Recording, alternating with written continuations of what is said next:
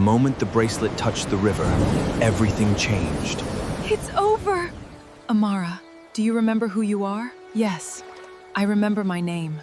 The baby was crying in the forest. Amara stopped walking. It was nearly midnight and nobody in the village was foolish enough to enter the forest after dark. Then the cry came again. Please! Amara looked around. Who is there? No one answered. She followed the sound until she reached an enormous ancient tree. Beneath it sat a small wooden basket covered with a white cloth. Inside was a baby boy. He couldn't have been more than a few months old. Amara carefully lifted him. The baby immediately stopped crying. Then she noticed a silver bracelet around his tiny wrist. A strange symbol had been carved into it, a crescent moon surrounded by waves. Amara felt a chill. Who left you here? Before she could investigate further, a woman's voice whispered from somewhere among the trees. Take him before the river finds him. Amara spun around. Who said that? Silence. She held the baby close and hurried home. Amara lived at the edge of a peaceful village where black and white families farmed, traded, and lived together. Her elderly white neighbor, Eleanor, was waiting outside her house. When Eleanor saw the baby, the color drained from her face. Where did you find him? In the forest. Eleanor stared at the silver bracelet. Take that bracelet off. I tried. It won't come off. Eleanor's hands began trembling. Amara, listen to me. Never take that child near the river. Why? Eleanor looked toward the dark forest. Because 30 years ago, my daughter disappeared there. Amara frowned. What happened to her? She followed a voice calling her name. Before Amara could ask another question, the baby began crying. Then Amara heard something outside. Amara! She froze. The voice came from the direction of the river. Amara! Eleanor grabbed her arm. Don't answer it. The following morning, Amara took the baby to Dr. Daniel, a black doctor who worked at the village clinic. Daniel examined the child. He's healthy, he said, but this bracelet is unusual. Can you remove it? Daniel tried. The bracelet didn't move. He examined the symbol carefully. My grandmother used to tell me about this. About what? The river guardian. Amara laughed nervously. You believe those old stories? I don't know what I believe, Daniel replied, but my grandmother said the river guardian once loved a human woman. Who? Daniel looked at the baby. Elena. Amara's heart stopped. Eleanor's daughter? Daniel nodded. That night, Amara decided to keep the baby. She named him Noah. For the first time in years, her small house felt like a home. But at midnight, Noah disappeared. Amara awoke and screamed, Noah! The front door was open.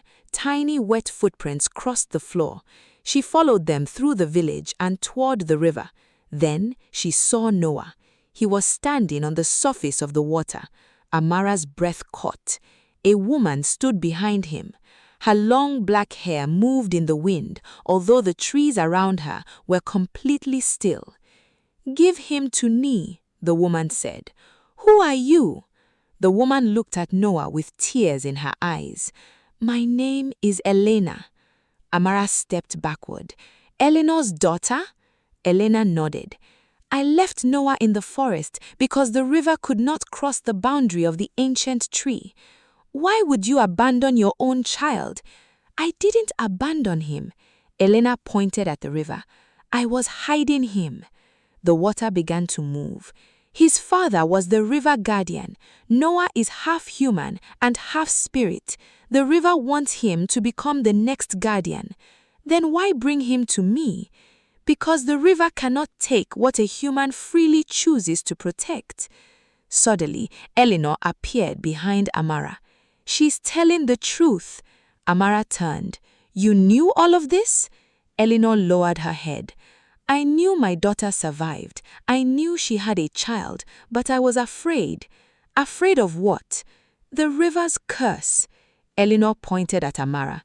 It doesn't simply take people, it takes their names. Amara stared at her. What does that mean? Once the river takes your name, everyone who loves you slowly forgets you. The river suddenly whispered, Amara. Daniel's voice came from behind them. Daniel? Amara turned. He stared at her strangely. I'm sorry, do I know you? Amara's heart shattered. Daniel, it's me. He shook his head. I don't remember you. The river had already begun to take her name. Elena tried out. Amara, run! But Amara looked at Noah. The baby reached toward her. She understood. The river wasn't attacking her because she found Noah. It was attacking her because she had chosen to love him. Amara walked into the river. Eleanor screamed, Amara, don't! The water rose around her. A deep voice echoed beneath the surface.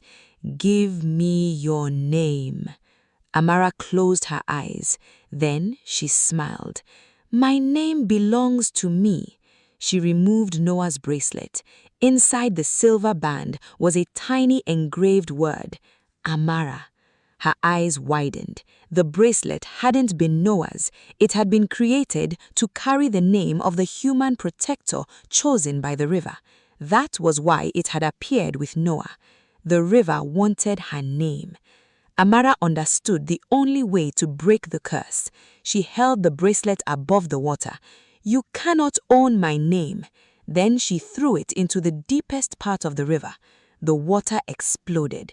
A brilliant light filled the forest. The river screamed. Elena grabbed Noah and pulled him toward the shore. Eleanor fell to her knees. The water became completely still. For several seconds, nobody moved. Then Daniel looked at Amara. His eyes widened. Amara! She smiled through her tears. You remember me? Daniel nodded. I remember everything. Elena looked at the calm river. My son is free. The river guardian was gone. The curse was broken. Years later, Noah grew up with Amara as her mother. He never knew that she had nearly lost everything to save him. But every year, on the night she found him, they returned to the ancient tree. One evening, Noah asked, Why did you choose me when you didn't even know me? Amara smiled and hugged him. Because love doesn't always begin with knowing someone. She looked toward the peaceful river. Sometimes, love begins with choosing to protect someone who needs you.